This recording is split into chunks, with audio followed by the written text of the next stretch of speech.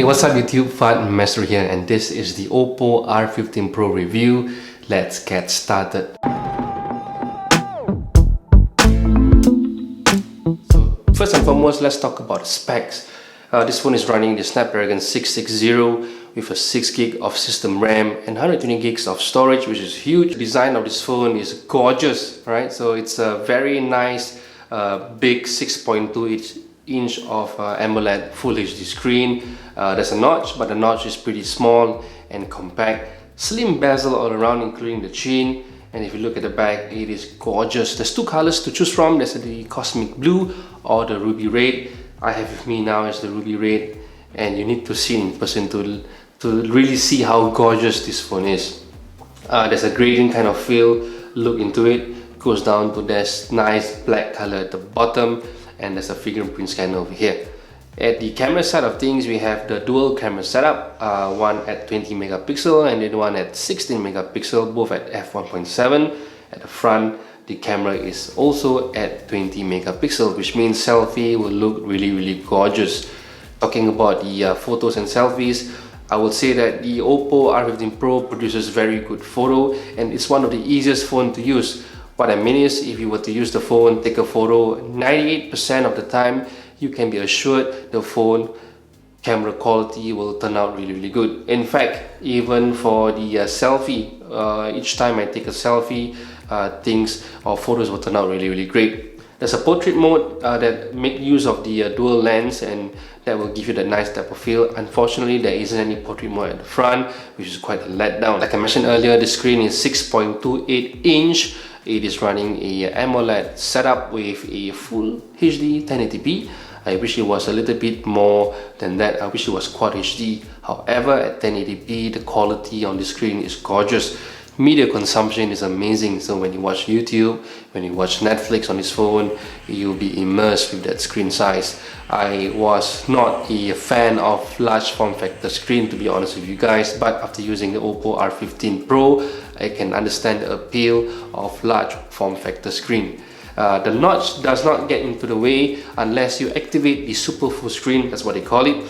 In order for you to go to that super full screen, you need to go into the settings, display and enable the apps. So for example, on YouTube, if you want it to be a super full screen, it will take every single aspect of the screen. But if you turn off the super full screen, there'll be a nice black border here.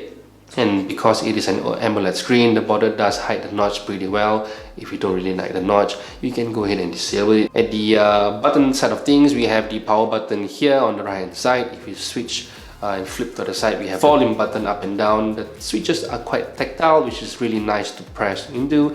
If you look at the bottom of the phone, we have the 3.5mm jack, speaker grill, and surprise, a micro USB connector. This is pretty interesting.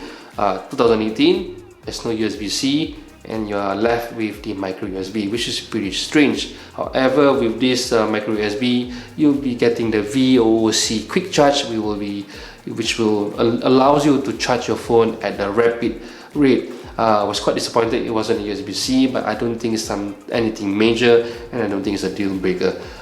There's no wireless charging as well, although it is a glass back. Again, very disappointing. With the fast charging, it does compensate on that lack of wireless charging. The fingerprint scanner is where it should be. It's a very nicely located fingerprint scanner. I like the way it is located. Fingerprint scanning accuracy is very good. However, if you don't like to use a fingerprint scanner, you can actually activate the face unlock, and the face unlock on this phone is superb. It is really good. The fact that you can simply lift up your phone, look at the phone, and it will unlock each time. It is stupidly fast, and the setup for the face unlock is very easy. However, the security on face unlock might not be as good, so I would recommend using the face unlock and also a fingerprint scanning backup in any case you want the phone to be a little bit more secure. The phone is running the latest Android 8.1, but it is using their own ColorOS. And let me tell you this, I got to be honest with you guys, the ColorOS, in my opinion, is quite poor. The way it looks, the layout of the icons, the way the menu is structured, it is very disappointing. It looks a little bit kiddish. In fact, the default theme that was presented when I took out the phone was a little bit of a letdown. I had to change it immediately, and there's a theme store for you to do it, but all the themes wasn't really appealing to me. But I found one which was a little bit minimalist, and I kind of like stuck to this theme. But overall, the ColorOS is pretty disappointing. The way it is structured and the way it is designed is really let down. It's such a gorgeous looking phone. It looks and feels premium, but the ColorOS is a bit of a letdown. Again, the OS is a bit of a subjective matter, so it might not appeal to me, but some of you guys might like it. You can also choose not to use the navigation key. You can actually use the swiping method, where you can actually do a very similar iPhone swipe gesture, which you can choose in the settings. It performs really well. It's pretty smooth. Although the ColorOS doesn't appeal to me in terms of the design, the colors, and the way it looks, but in terms of fluidity, it works pretty smoothly, so I wouldn't complain. So that's it. Actually, there we have it in terms of the review. The R15 Pro looks, feels really premium. The picture quality, the camera quality is really good. ColorOS is a little bit of letdown, but then again, it's a very subjective. Face unlock is superb. Overall, I think the Oppo R15 Pro does really well. The design is very modern. The look and feel is premium.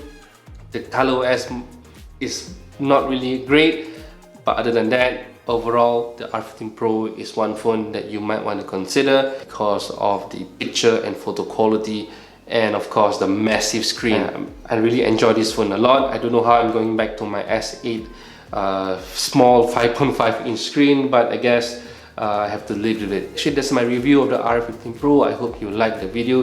If you do, please consider liking the video, and for those who haven't subscribed, please do so, because there'll be more tech videos moving forward in this channel. So this is Fad Maestro Handmade Video signing off. Till the next video, goodbye.